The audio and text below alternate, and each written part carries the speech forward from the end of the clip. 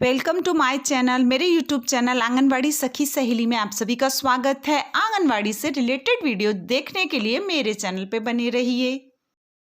आज हम सीखेंगे ग्रोथ मॉनिटरिंग के बारे में। तो ग्रोथ मॉनिटरिंग तो हम सभी करते हैं, लेकिन क्या होता है जब हम सही सलीके से वजन और लाभार्थी की लंबाई नहीं लेते तो उससे ये होता है कि उसकी जो एक्चुअल लंबाई और वजन है वो सही नहीं आ पाता, और इससे क्या होता है हमारे सैम मैम बच्चे ज़्यादा शो करते हैं पोषण ट्रैकर पे। तो आइए जानते हैं कि किस तरह से हमें वजन और लंबाई को सही तरीके से लेना है। तो आप मेरे वीडियो पे नए हैं तो मेरे चैनल को सब्सक्राइब कर लें, और जिन्होंने मेरे चैनल को सब्सक्राइब कर लिया उनका बहुत बहुत धन्यवाद। तो देखिए स्क्रीन पर दिखाई दे रहा होगा आपको कि एक आंगनवाड़ी बैठी है और वो अपने लाभार्थी का किस तरह से लंबाई को नाप रही है। नीचे बच्चे के पैर जो हैं वो सटीक उस मापन मशीन से छू रहे हैं, और उसकी रीढ़ की हड्डी और उसका सिर भी बिल्कुल सटीक है, और इसी तरह से आपको नापना है। देखिए सिर से लेकर पैर तक बच्चा सीधा खड़ा होना चाहिए, और आप आंगनवाड़ी की पोजीशन को भी देख सकती हैं कि किस तरह से बैठी हुई है। तो इसी तरह से बैठकर ही आपको इसका नाप लेना है। आई होप कि आपको समझ में आ रहा होगा कि किस तरह से इसकी लंबाई का नापन करना है आपको। अब जानते हैं कि जो छोटे बच्चे आपके जो बैठ नहीं सकते, खड़े नहीं हो सकते, लेटकर जिनका वज़न लिया जाता है उनके विषय में। तो देखिए किस तरह से बच्चे को लिटाया गया है, और घुटनों पे से किस तरह से उसके पैर सीधे हैं, किस तरह से उसकी गर्दन को सीधा किया गया है। तो इस तरह से आपको छोटे जो बच्चे हैं उनकी लंबाई को नापना है। यहाँ ऐसा नहीं होना चाहिए कि गर्दन कहीं जा रही है, उसका सिर कहीं जा रहा है। तो इससे क्या होगा, आप जो बच्चे की लंबाई को नापेंगी वो सही नहीं आएगी। इस तरह से उसका सिर और पैर को सटाया गया है, तो ये आपको जानना ज़रूरी है। ये हो गया लंबाई लेने का तरीका। अब जानते हैं वजन का।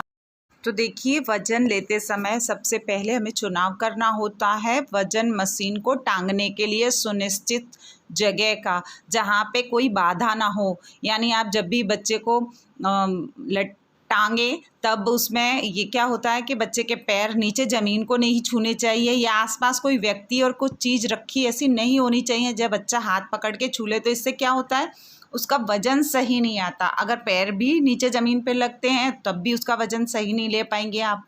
तो देखिए ये जो आंगनवाड़ी आपको दिखाई दे रही तो किस तरह से ये वज़न ले रही है बच्चे का, किस तरह से खुद खड़ी है और किस तरह से उसका वज़न मापन कर रही है। उसके बाद देखिए जो बच्चे खड़े हो सकते हैं उन बच्चों का वज़न आपको किस तरह से लेना है। तो देखिए किस तरह से आंगनवाड़ी खड़ी है और किस तरह से उसने प्रोटोकॉल के मतलब बच्चे को भी प्रोटोकॉल कर रखा है, खुद भी प्रोटोकॉल में है, और किस तरह से खड़ी होके बच्चे का वज़न मापन कर रही है। तो इस तरह से ही आपको भी करना है। आई होप कि आपको समझ में आ रहा होगा। कुछ बहनें मेरी ये गलती करती हैं कि यहाँ पे आपको दिखाई दे रहा होगा कि वो लंबाई जब भी लिखती हैं उनको पॉइंट में लिखती हैं, जबकि इस बात का विशेष ध्यान रखें कि आप जब भी बच्चे की लंबाई और ऊंचाई जब भी भरें उसे बिना पॉइंट के भरें। आपको पॉइंट नहीं लगाना है। बच्चे की लंबाई अगर 92 है तो 92 ही लिखनी है आपको ये नहीं लिखना है 92.15 या 20 या 25 या 40, ऐसे नहीं लिखना है आपको। इस बात का विशेष ध्यान रखें, ठीक है। वजन को आप पॉइंट में लिख सकती हैं लेकिन लंबाई को नहीं। अगर इसी तरह से आपने लंबाई पॉइंट में भर रखी है तो आप उसे जाकर सही कर लें, और आज आप वजन भरेंगी तो आप पॉइंट में लंबाई को ना भरें। इस बात का विशेष ध्यान रखें, ठीक है। आप लंबाई भरते समय गलती ना करें, यही मोटिव था मेरा वीडियो बनाने का। सपोज करते हैं किसी लाभार्थी की लंबाई 75 है, या आपको नया लाभार्थी की लंबाई लेनी है, कि आप किस तरह से डिसाइड करें कि उसकी लंबाई 75 सेंटीमीटर है या 76 सेंटीमीटर है। तो आपको क्या करना है, देखिए ये जो लाइनिंग बनी होती है ना, बीच में जो आधी लाइन होती है, देखो ऐसे छोटे छोटे लाइन बनी होती है, उसके बाद एक बीच में थोड़ी बड़ी लाइन होती है, इन छोटी लाइनों से बड़ी। तो ये सोच ले कि आपके जो 75 लिखा हुआ है या कोई भी अंक आपका बना हुआ है, तो इस लाइनिंग से नीचे की तरफ जब लंबाई होती है आपकी तो वो पूरी 75 मानी जाएगी।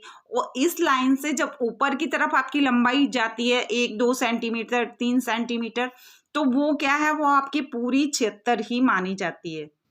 आई होप कि आपको समझ में आ रहा होगा। अगर मेरा वीडियो आपको समझ में आया है तो लाइक शेयर सब्सक्राइब ज़रूर करें, ताकि और शेयर भी करें ताकि और बहनों की भी हेल्प हो सके। Thank you for watching.